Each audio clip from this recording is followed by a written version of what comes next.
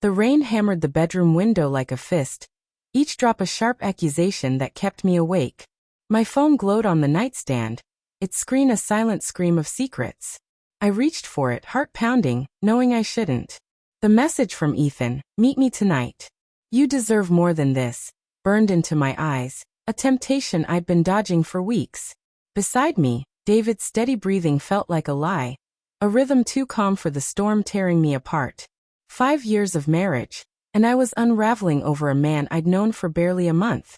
The house creaked under the weight of the downpour, its old bones groaning as if it knew what I'd done. I slipped out of bed, bare feet cold against the hardwood, and padded to the kitchen. The clock blinked 2:17 a.m., its red digits glaring like a warning. Ethan's voice echoed in my mind, soft, urgent, promising things David hadn't in years. "You're more than a wife, Lila. You're alive." I poured a glass of water, hands trembling, and stared at the wedding photo on the counter. David's smile, once my anchor, now felt like a chain. It started innocently enough. Ethan was just a coworker, a new face in the office with eyes that lingered too long and a laugh that warmed the sterile cubicles. Coffee breaks turned into late-night chats, his texts a lifeline during David's endless work trips. I told myself it was harmless. Ethan was a friend, nothing more. But the first time his hand brushed mine during a team lunch, my pulse betrayed me, racing with a thrill I hadn't felt since David proposed under a sky full of stars. I didn't mean to lie. Not at first. But David's distance grew with every promotion, his evenings consumed by meetings and emails. "We're building a future," he'd say, his voice flat, as if love could be scheduled like a conference call.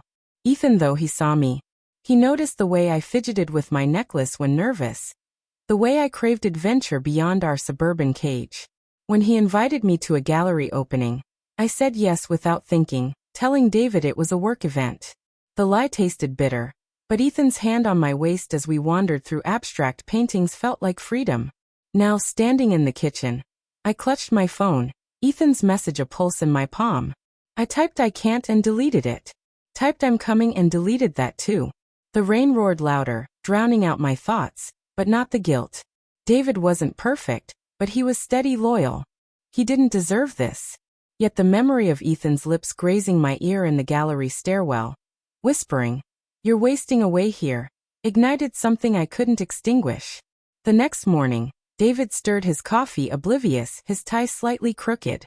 "You okay, Lila?" he asked, eyes scanning me over his mug. His voice held a flicker of concern, but it was the kind you offer a stranger on a bad day, polite, detached. I nodded, throat tight, and mumbled about a headache. He didn't push, just kissed my forehead and left for work. The door clicked shut, and I sank to the floor, tears burning. I was betraying him, and worse, I was betraying myself. Ethan's texts grew bolder that week, each one a hook sinking deeper. "Leave him, Lila. We could be everything." I wanted to believe him, but doubt gnawed at me. What did I really know about Ethan? His charm was magnetic, but there were gaps, stories that didn't add up, a phone he kept locked, a past he dodged with a smile. I ignored the red flags, too caught up in the rush of being wanted. Friday night, I told David I was meeting a friend. He didn't question it, just nodded, engrossed in his laptop. The lie felt easier now, a well-worn path. I met Ethan at a dimly lit bar, the kind with sticky tables and jazz humming in the background. His fingers laced through mine under the table, and for a moment, I forgot the ring on my finger. "Run away with me," he said, half joking, half serious, his eyes glinting with something I couldn't name. I laughed it off, but my heart stuttered. What was I doing? The next day, David was different. Quiet, but not the usual distracted quiet. He watched me, his gaze heavy, like he was piecing together a puzzle. "You're different lately," he said over dinner, his fork pausing midair. Happier but distant. My stomach twisted. I deflected, babbling about work stress, but his eyes didn't leave mine.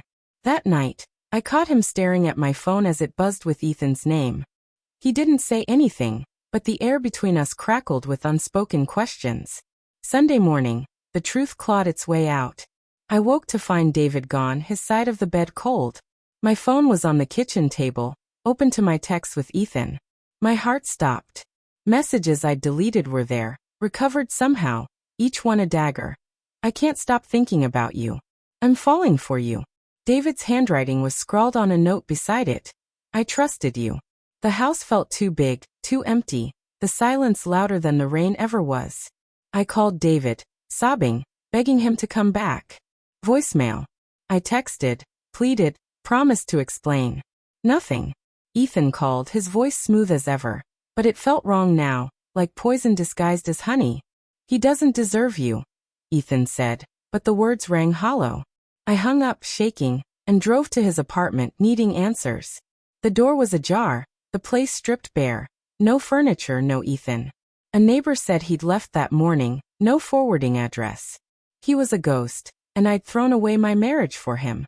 Days blurred into weeks. David wouldn't answer, wouldn't come home. I found out later he'd moved across the country, starting over without me. The guilt was a weight I couldn't shake, each memory of Ethan a fresh cut. I'd rationalized every step, convinced myself I was chasing happiness, but all I'd done was destroy the one person who'd loved me through my flaws. I sit in our empty house now, the wedding photo face down on the counter. The rain still falls, softer now, like tears running out. I chose a stranger's promises over 5 years of vows, and the truth is a wound that won't heal. I didn't just lose David. I lost myself.